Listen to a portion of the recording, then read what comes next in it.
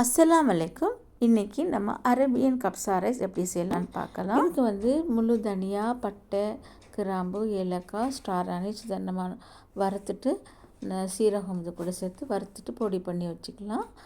நம்மளுடைய எல்லாருக்குமே நல்ல நீண்ட ஆயுளையும் பரக்கத்தையும் நம்ம குழந்தைங்களுக்கும் நம்மளுக்கும் நல்ல ஃபியூச்சரையும் தந்தருள்வானாக. ஆமீன் ஆமீன். இதுக்கப்புறம் நான் இது பாத்திரத்தில் ஆயில் சேர்த்துட்டு நம்ம வந்து பட்டை, கிராம்பு, ஏலக்காய், பிரியாணி இலை பொண்ணா இல்லை வெறும் பட்டை, கிராம்பு, ஏலக்காய் போதும் போட்டுட்டு வெங்காயம் போட்டுட்டு வெங்காயம் கொஞ்சமாக ஃப்ரை ஆனதுக்கப்புறம் ஜிஞ்சர் கார்லிக் பேஸ்ட் போட்டு அப்புறம் நான் சிக்கன் வந்து 1 கிலோ வச்சுருக்கேன், அதையும் நம்ம சேர்த்துக்கலாம். சேர்த்துட்டு நான் வந்து இந்த நம்ம பொடி பண்ணி வச்சுருக்கோம் இல்லையா, இந்த கப்சா மசாலா அதையும் நம்ம சேர்த்துக்கலாம். சேர்த்துட்டு சிக்கனை கொஞ்சம் நேரம் பரட்டிட்டு அப்புறம் நம்ம 1 கிலோ ரைஸ்னால் அதுக்கு 2 கிலோவும் கொஞ்சம் அதிகமாக வாட்ரு போட்டுக்கணும். ஏன்னா சிக்கன் வந்து வேகணும், அதனால் கொஞ்சமாக நம்ம ஒரு கப்பு தண்ணி வந்து அதிகமாக வச்சுக்கலாம். சால்ட்டும் சேர்த்துக்கிட்டு பச்சை மிளகாவும் சேர்த்துக்காங்க. அப்புறம் நம்ம இந்த சிக்கன் கொஞ்சமாக வெந்ததுக்கப்புறம் ஒரு 10 நிமிஷம் கழித்து இந்த எல்லா சிக்கனையும் நம்ம எடுத்துக்கிட்டு அப்புறம் ரைஸ் போட்டுடலாம். இது ரொம்ப டேஸ்ட்டாக இருக்கும். நம்ம உடனே வந்து சுட சாப்பிடும்போது நம்மளுக்கு வந்து டேஸ்ட் வந்து இது அதிகமாக நல்லா சூப்பராக இருக்கும். அப்புறம் அரிசி போட்டு மூடி வச்சிடலாம். நம்ம எலுமிச்சம்பழமும் நம்ம இது கூட சேர்த்துக்கலாம், காஞ்ச எலுமிச்சம்பழம்.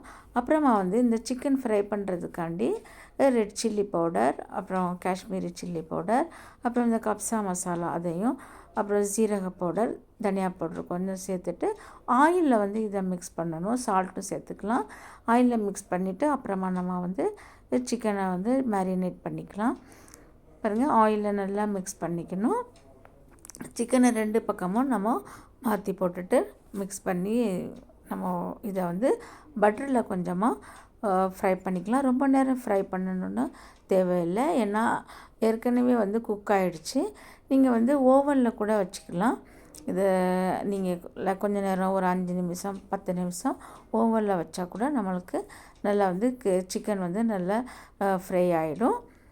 ஆயில் வந்து அவ்வளோவா தேவை கிடையாது, ஏன்னா ஏற்கனவே குக் ஆகிடுச்சு இல்லையா. அப்புறமா நான் வந்து இது கூட கீழே ஒரு தவா போட்டுட்டு நம்ம மேலே தம் போட்டுடலாம். தவா போட வேண்டிய கூட அவசியம் இல்லை, ஏன்னா வந்து சீக்கிரம் வந்து கரெக்டாக பதத்தில் வந்துடும்.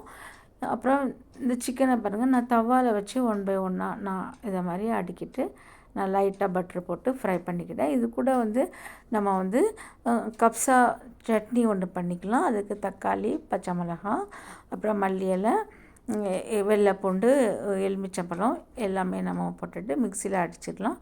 அடிச்சுட்டா இது கூட வந்து கப்சா கூட இந்த சட்னி வந்து ரொம்ப டேஸ்ட்டாக இருக்கும். சால்ட்டும் சேர்த்துக்காங்க. கொஞ்சம் 5 நிமிஷம் ஒரு சைடு 5 நிமிஷம் இன்னொரு சைடுன்னா நம்மளுக்கு வந்து இந்த சிக்கன் வந்து நல்லா ஃப்ரை ஆகிடும். பட்டரில் ஃப்ரை பண்ணுங்கள், பட்டர் இல்லைன்னா ஆயிலில் கூட நீங்கள் ஃப்ரை பண்ணிக்கலாம்.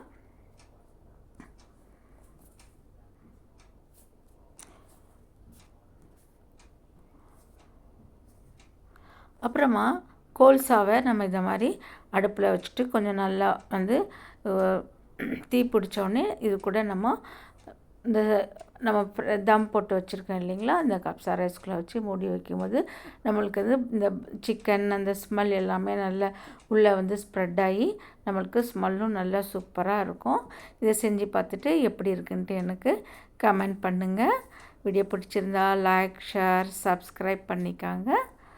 அஸ்ஸலாமு அலைக்கும்.